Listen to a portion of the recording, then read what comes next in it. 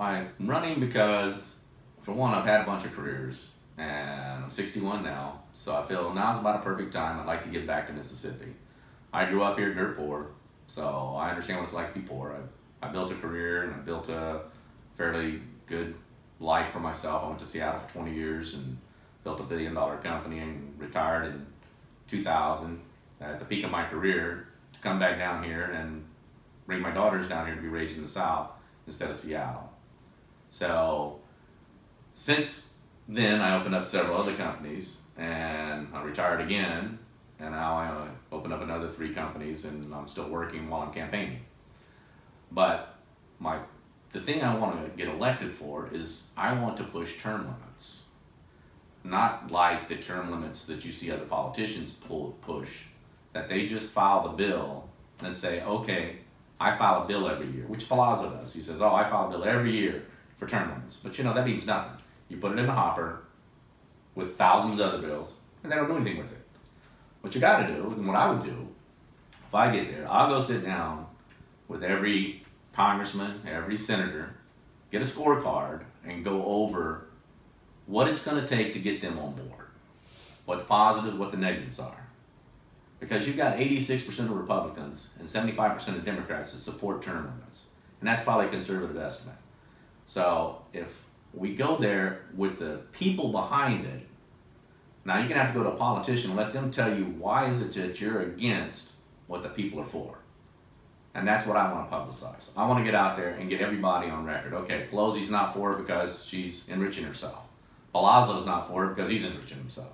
Whatever it is, you know, there is an end game to this, but you've got to be dedicated to get it done.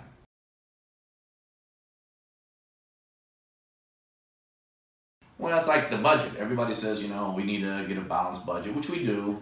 But what I look at as being a businessman, and all you got to do is look at statistics. They say we lost $490 billion a year in fraud, waste, abuse, overpayments, underpayments at the IRS. So as a businessman, you know what the problem is, so you fix that problem. You don't just keep reporting it every year. So if you're losing $490 billion a year, why don't we spend a bunch of money, put the fix in place, and save $490 billion a year? That's $5 trillion over 10 years. Same with welfare. Welfare is $80 billion a year. Let's put money into fixing welfare. You know, there's checks and balances you can do to fix welfare, so you're not losing $80 billion.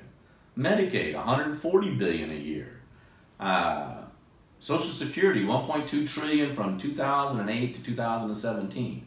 All these things are stuff that they just report, but they don't do nothing about it. There's a few $1 trillion right there that we could save and balance our budget just off of not being stupid.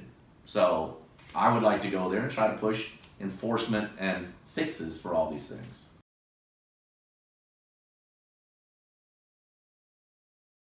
Yeah, mostly 100%. You know, but there's things that, you know, like again, like on this budget, you know, when it raises the deficit, I won't vote for it. If it funds Planned Parenthood, I won't vote for it.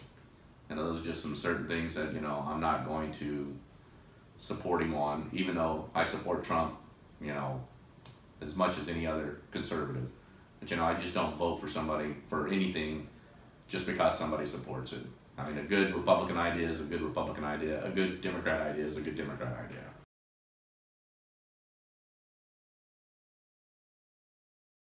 Well, for one, I don't want to be a career politician, you know, and I don't need the money, so I don't need to go there and try to enrich myself. And with my attitude and what I want to get done, there's a good chance, you know, they ain't gonna like me there. So, difference is I'm running for election, not re-election. So if I don't get re-elected, I'm okay with that. You know, I'm running to get elected and get something done for South Mississippi, Mississippi, and the United States. I'm not running to enrich myself.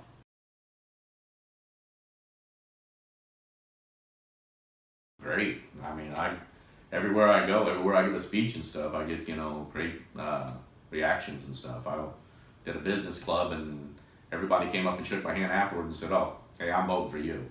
So, and my positions resonate with both parties.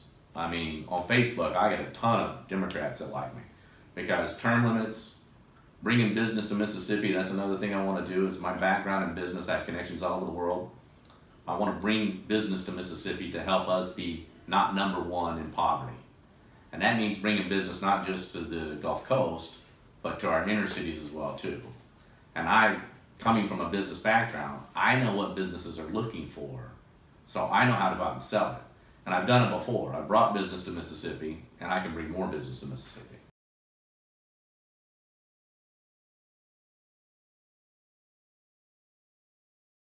I support them. I mean, Stennis, I think, again, it's going to be huge in the space race, you know. So, and me, I never realized or thought it was a great idea to get out of the space race to begin with. We should be on the moon already.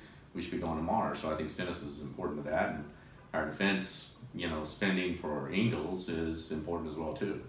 You know, and Ingalls builds, I think, 3 different ships. So anytime the Navy's puts that up to, you know, on appropriations and stuff, you know, of course I would vote for that. Like any other conservative here in Mississippi. With my background also, I do a lot of business in South America and Central America. And as a congressman, I'll be able to go to these places and develop business to come to our port as well too. Because I have connections in all these areas. I can go out and promote Gulfport, Biloxi Port, and bring more business to the port here. It's just like with Amazon. When Amazon was here looking for headquarters, we had no one from Mississippi going there to try to tout Mississippi. And even one radio station that I was on, the guy goes, "Oh, well, we have Amazon here. We got 2 distribution centers." I'm like, yeah, we have the lowest paying job at Amazon. That's just what we need, Mississippi, to represent the lowest paying part of Amazon. How about an Amazon Financial Center? How about a Microsoft Tech Center? This would keep our brain drain from leaving the state, where all our kids go somewhere else to work for a tech company or an Amazon because they pay well. Why don't we try to recruit those guys down here on the Gulf Coast? Our quality of life down here is way better than New York or Los Angeles.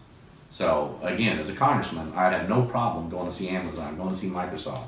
And being that I spent 20 years in Seattle, I have a lot of connections in Seattle to do that.